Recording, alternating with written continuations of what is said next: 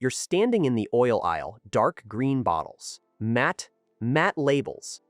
Words like extra virgin, cold pressed, non-GMO, keto approved. Everything looks premium, but here's the strange part. Independent testing has repeatedly found that some avocado oils labeled extra virgin aren't what they claim to be. If all these bottles look this good, why do tests keep finding problems? Avocado oil didn't become popular by accident.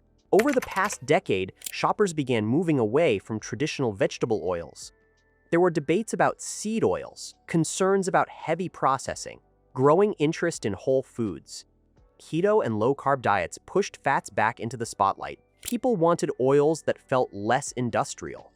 Less factory-made, avocado oil fit that narrative perfectly. It has a high smoke point. It's rich in monounsaturated fats. It sounds simple, oil pressed from a fruit, similar to olive oil. Clean, modern, premium. But in the grocery store, premium doesn't always mean what we think it means. To understand the confusion, we need to start with what real extra virgin avocado oil actually is. Authentic extra virgin avocado oil is made by mechanically pressing the flesh of ripe avocados. No chemical solvents, no high heat. The fruit is mashed into a paste. The oil is separated from the pulp and water, then lightly filtered. The result should be naturally green or green-gold in color. It often has a mild grassy or buttery aroma. The flavor is subtle but present. It's simple. It's mechanical. It's close to the fruit. But this is where things start getting complicated. Not all avocado oil is extra virgin. And not all oil labeled extra virgin is truly unrefined. Some oils are refined after extraction. Refining can include deodorizing, bleaching, or neutralizing the oil to remove defects or odors. It can improve shelf life. It can make the oil more stable. It can also make lower quality oil more sellable.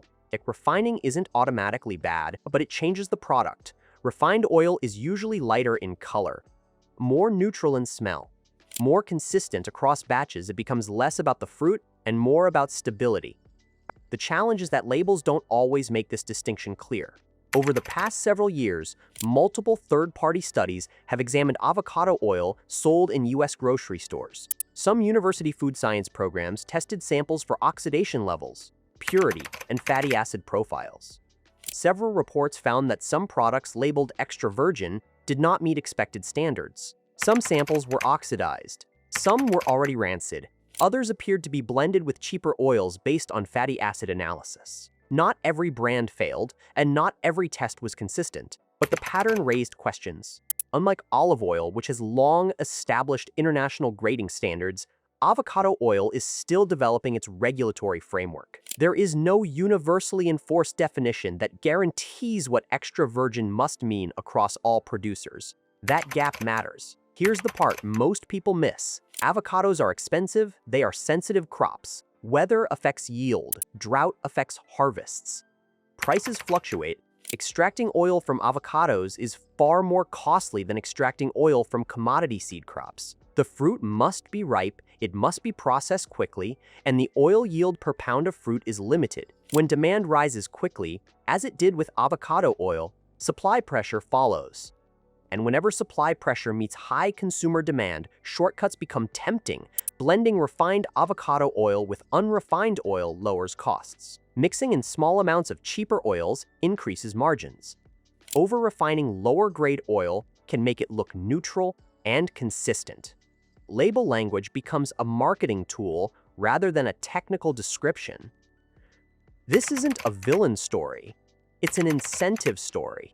The average shopper walks into the aisle without that background. They see dark green bottles, rustic fonts, phrases like pure, naturally refined, cold extracted, premium quality. But pure does not necessarily mean unrefined. Made with avocado oil may indicate a blend. Cold extracted is not always the same as cold pressed. Packaging also shapes perception. A deep green bottle suggests freshness and similarity to olive oil. A matte label suggests craft production. Words like small batch imply care. The front label is doing a lot of work. Flip the bottle over. That's where grocery literacy begins. Country of origin is one clue. The avocado oil often comes from Mexico, Peru, Chile, Kenya, or California. A clear origin statement is usually a positive sign. Vague wording like packed in without stating where the oil was extracted can leave gaps. Harvest dates are rare but valuable. Fresh oil matters. Like any fat, avocado oil slowly oxidizes over time. The absence of a harvest date doesn't mean the oil is bad, but transparency helps. Packaging matters too. Dark glass protects oil from light better than clear containers. Plastic bottles are cheaper and lighter. They aren't automatically inferior, but oils stored in clear containers under bright grocery lights can degrade faster. Price can be another signal. If a large bottle of avocado oil is dramatically cheaper than the others on the shelf, it's worth asking why. Avocado oil production isn't cheap. Deep discounts can reflect scale efficiencies or something else. At home, your senses matter. Authentic extra virgin avocado oil usually has a subtle green tint. It shouldn't be completely colorless. It shouldn't smell like nothing. A faint, buttery or grassy aroma is normal. A sharp, waxy or crayon-like smell can indicate oxidation, short pause. This isn't about paranoia, it's about patterns. When you zoom out, avocado oil isn't unique. Olive oil has faced similar adulteration concerns. Honey has been diluted. Peanut butter labels stretch definitions of natural. Protein snacks use front-of-package language to suggest purity while relying on highly processed inputs. The more processed something becomes, the more the label has to convince you it's real. In the case of avocado oil, refinement can blur the lines. A fully refined avocado oil may be clear, neutral, and stable. At high heat, useful for cooking.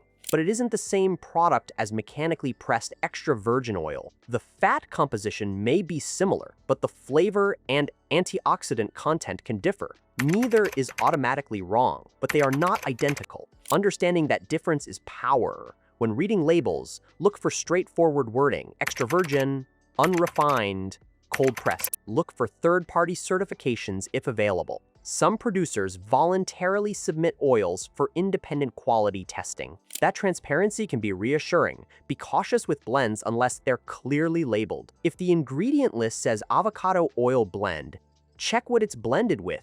Sometimes blends are intentional. Sometimes they are cost-driven. Storage matters after purchase too. Keep oil away from heat and light. Seal the bottle tightly. Use it within a reasonable time. Even high-quality oil will degrade if mishandled.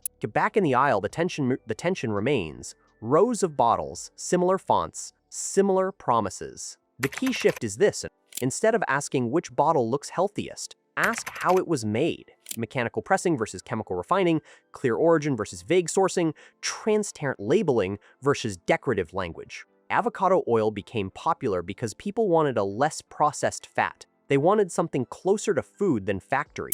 Sometimes that's exactly what they're buying. Sometimes it isn't. The grocery store is full of products positioned as upgrades, premium versions of everyday staples.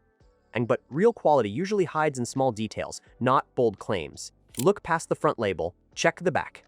Consider the process. You don't need to fear fats. You don't need to panic about every report. You just need context. When independent tests find oxidation or mislabeling, it doesn't mean every bottle is compromised. It means standards are still catching up to demand. It means enforcement varies. It means consumers benefit from paying attention. And attention is a skill. The oil aisle isn't a battlefield. It's a classroom. The goal isn't to find the perfect brand. It's to understand what the words mean.